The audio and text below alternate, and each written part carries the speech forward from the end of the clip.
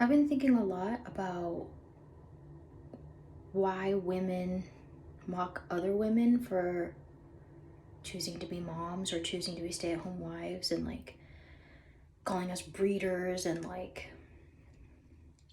kind of shaming our choice to live in faith and in step with our husbands or with God or just the lifestyle that typically, I guess, the traditional lifestyle, if that's the word for it.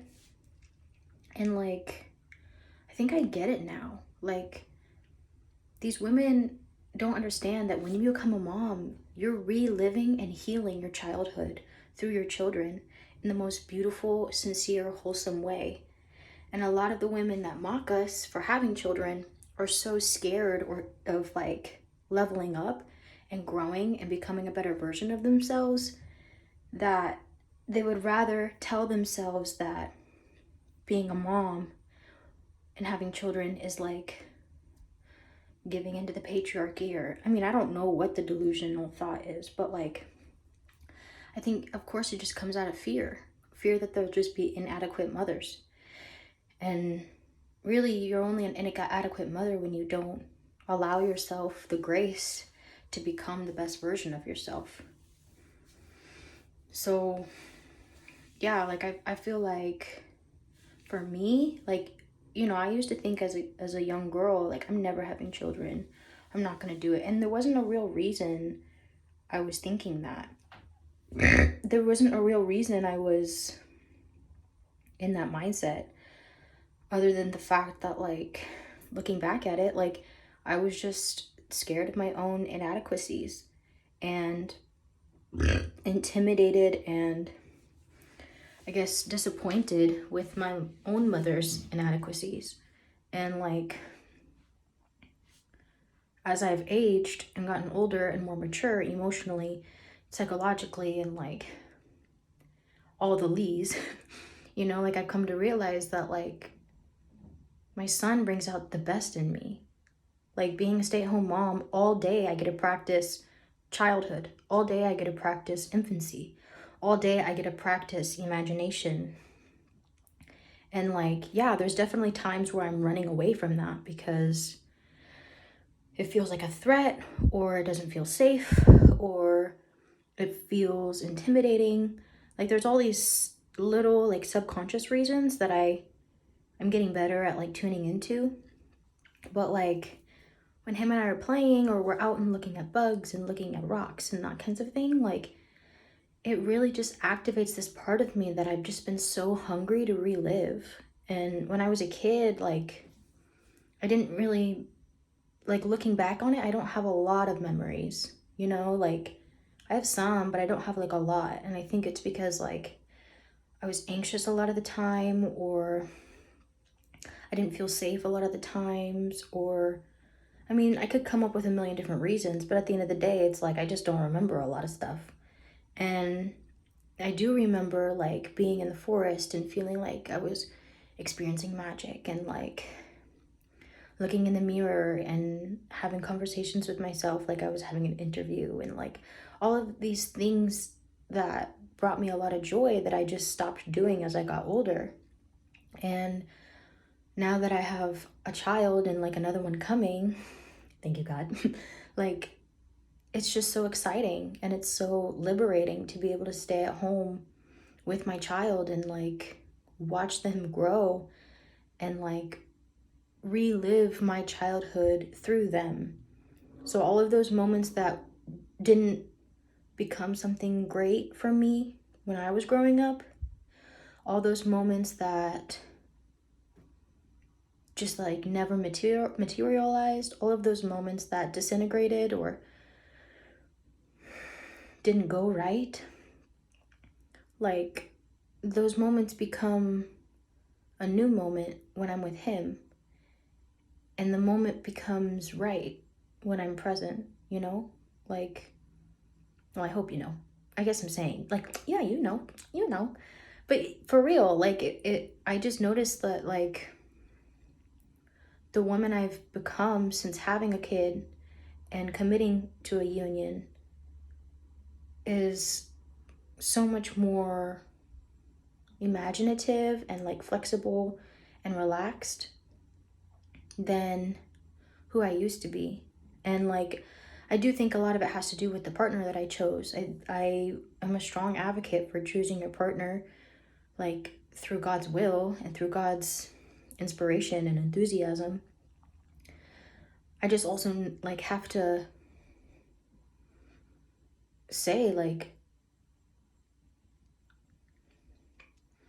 you're only a bad mom when you're not using your imagination. And when you're not being patient and like allowing things to take their course, like when you're forcing things or when you're insisting on things or you're not following passion or you're keeping yourself in a negative mindset. Like all of these things, that's what makes you a bad mom. And I think that these young women who, like mostly I'm talking about like the kind of girls that I see on the Whatever podcast, like that channel. I see them on YouTube, like doing little shorts. I see like other feminist, like, or like anti or atheistic like people. Like I mean, like there's a lot of different things that come up on my feed because this is the kind of thing that I am passionate about, right? So of course the algorithm like feeds me these types of like videos of like girls saying that abortion is mercy and like marriage is a scam and that you should have a marriage with yourself and like just these outrageous things that I'm just like, what? What?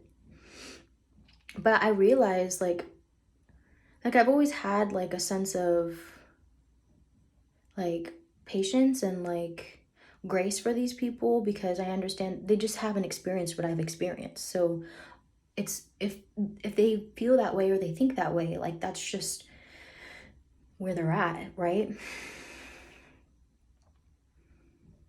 I just also have to say that like, man, they're like shutting down all of these different realities that they could exist in and be happy in. And by denying yourself the opportunity to really be in your feminine energy and to be with a man who you trust to lead you and to give yourself the permission to be a mother and a good wife and a good friend and a passionate creator, like,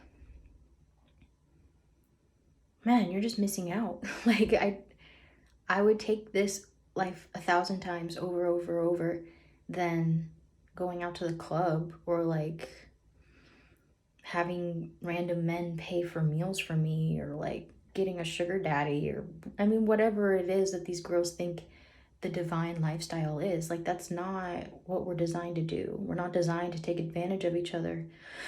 We're not designed to like degrade ourselves and disrespect ourselves and do that to anybody else. Like that's not how we're designed. We're literally designed around love. We're literally designed around self-improvement and growth, acceptance, grace, patience, perseverance, grit, like. So yeah, I just like the thought pattern just kind of like clicked for me. I've kind of like known this as a feeling and as a thought, but the ability to articulate it just like came to me just now. That really what these young girls are doing is that they're admitting in some like subconscious way that they don't feel safe to be mothers. They don't feel safe to be a real woman. They don't feel safe to fall in love with themselves, with their child, with their husband or a man. Like they're just scared. They're traumatized from something or they've latched on to some sort of like worldview that demonizes family structure and like,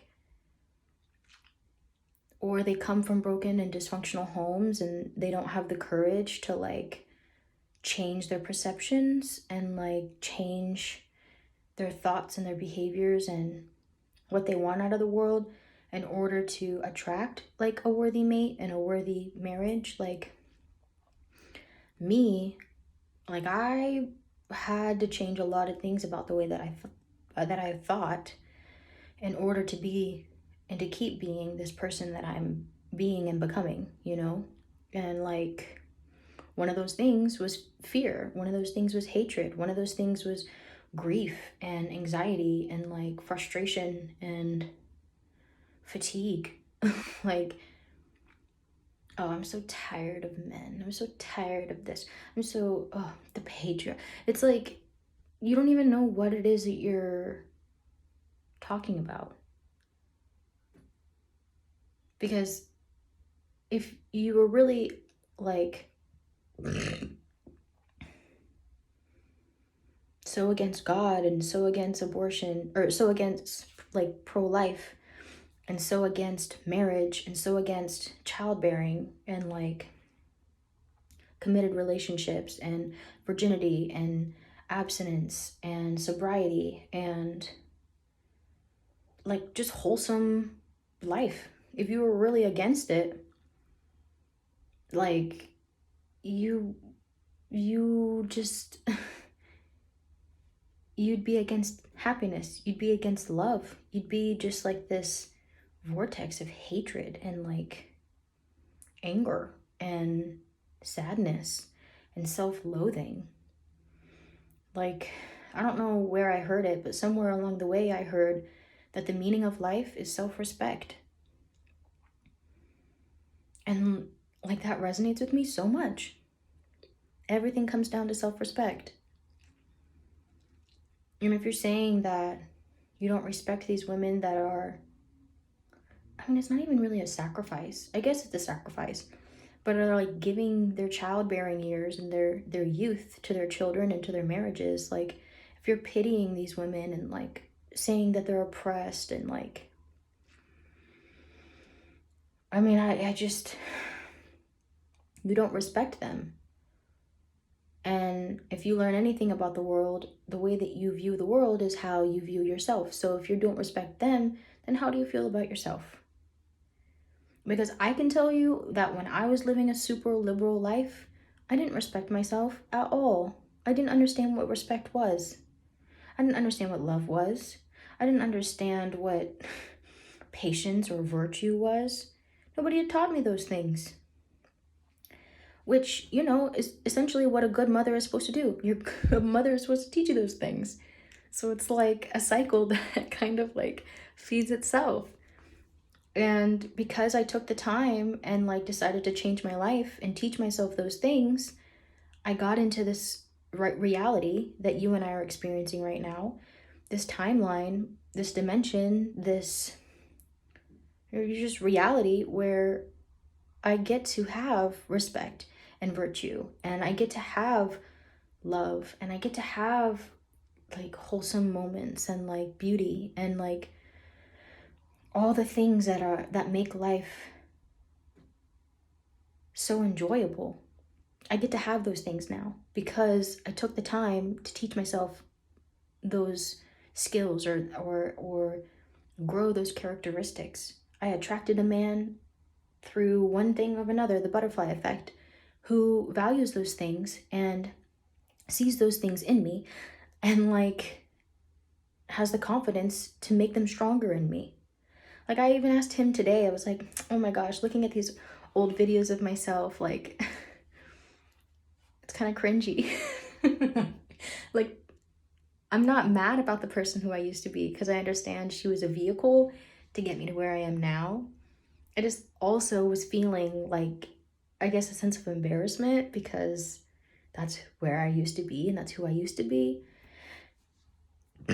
And my husband, he was just so graceful. He's always so graceful with the things that he says, and I won't be able to articulate it nearly as good as him, but he basically was like, well, why like feel guilty or feel embarrassed about being human? Like, like I told him, I was like, I just don't understand like why you liked me. And I was like, well, maybe you just saw like what I could be, like you saw my potential. And he literally looked at me in the face. He's like, no, I just saw who you already were. And I was just like, it was just like, I don't know, it gave me butterflies. It was like being in love with someone who genuinely loves you and that you genuinely love is like, you get like, you have a crush on them every single day. I call it a smush because I don't want to crush you. I just want to smush you. And I don't know if that's like how you can take that as you want, but like I just want to smush you. I just want to smush you, you know? So yeah, like I just thought that was really sweet of him to say, but it also like it's not that sweet because it's just the truth and that's how it actually should be, you know? So yeah, like it's taken me a little bit of time to become this person. I've known him for about 3 years, you know, and in that time I've grown so much and I've changed so much. I've relaxed into myself a lot more. And I love being a mom. I love being a wife. I love enjoying my peace and learning how to cultivate peace. Like, I cannot tell you how stressed out I was that I had nothing to do all day when I first became a housewife. And then when I was, you know, pregnant and like after I gave birth, like it's been like a journey figuring out how to relax for me. Like, for me, how to relax? Stressful as frick. Like, it was so stressful for so long. Like, how do I just relax? How do I just breathe? And I didn't, and like, you know, in time, like I became aware and realized that, like, oh, like, this is what I was missing. This is what I had never seen before.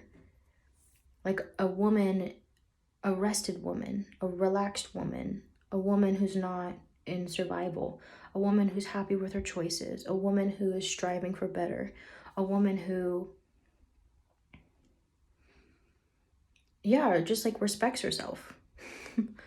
Like, I've become a woman who I really respect. And like, I just had this conversation with myself in the mirror about like these behavior and habit modifications that I want to embody more and like strengthen in my life. And I just had to tell myself, like, you're just failing on your promises every time you don't do it. So just do it.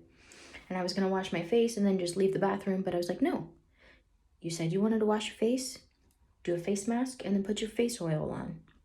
That's your skincare routine for your face. So do the whole skincare routine. Stay here and do the whole thing. Don't cheap out on me. And like, skincare is kind of like a symbolic thing for me of like self-care and like taking longer showers or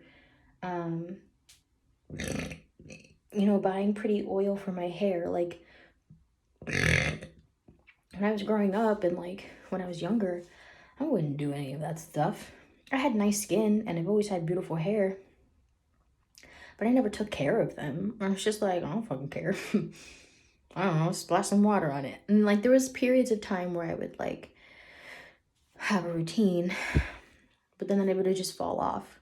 So now I'm at this point of my evolution as a human, of my self-respect, where it's like non-negotiable now. Like, all of the other things that were holding me back with self-respect have resolved. So now the next thing is like, okay, now that you've deleted all of the software that was making you lag, let's start either updating software or like downloading new programs.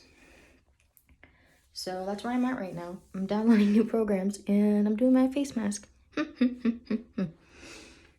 And yeah, like I was sitting here and I was thinking about it as I was putting it on and like listening to some videos on YouTube, and I just wanted to share with you, like, if you're a young woman or even like an older woman, if you're just like a woman, if you're just a woman, if you're like a female person, if you're a girl, if you're a woman, if you're a lady, and like you don't have what you want,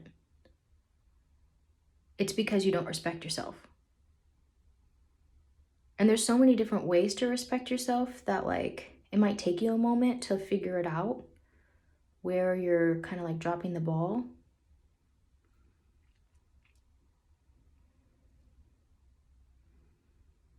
But like, I also want to remind you, like, talking poorly about the choices of other women, you're kind of like leaking and like telling us that you judge your own choices and you judge yourself and that you're not happy with some aspect of yourself. Because, like, I could get on here and, like, talk poorly about women who do this and women who do that and women who do this. But all I'm doing is expressing the fact that there's some aspect of myself that I haven't yet conquered. And I'm so frustrated with that I would rather ignore it and project that hatred onto some demographic or population of the consciousness that I feel like deserves my wrath. Like, do you understand, like, the psychological math that happens? It's like, I deserve better than that. The women deserve better than that. Me talking poorly about their choices isn't going to make them change their mind. I just have to live by example about my own choices. Because, I mean, I don't know. There's a philosopher, or maybe it's just like a philosophical sentiment, but like, live the life that you wish others to live, right?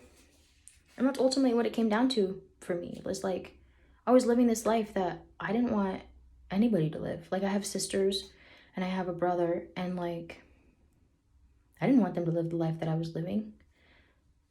So I just changed my life. I just changed it. Like, there's suicide, which is kind of like, I don't know. I mean, everybody's going to make their own choice. And if that's really what you think is the best choice, then like, who am I to argue? Like, I don't know you. But there's also a simpler choice, which is like actually so much easier and like way more gratifying, which is just changing yourself. Like, in 5th grade, I remember feeling really suicidal. But like, looking at that moment, it's just because I didn't know what change was or how to do it on myself. And then when I was like 21 or 20 or something like that, I was like, no, this is it. Like, I'm really going to do it this time. But then like, I couldn't commit to it because I knew deep down there was something that I just hadn't actually tried, or I wasn't trying hard enough. And then like, moving to Texas and going through all the things that I went through, I just learned how to have self-respect. And that's been the greatest gift. Oh, I think the boy is awake.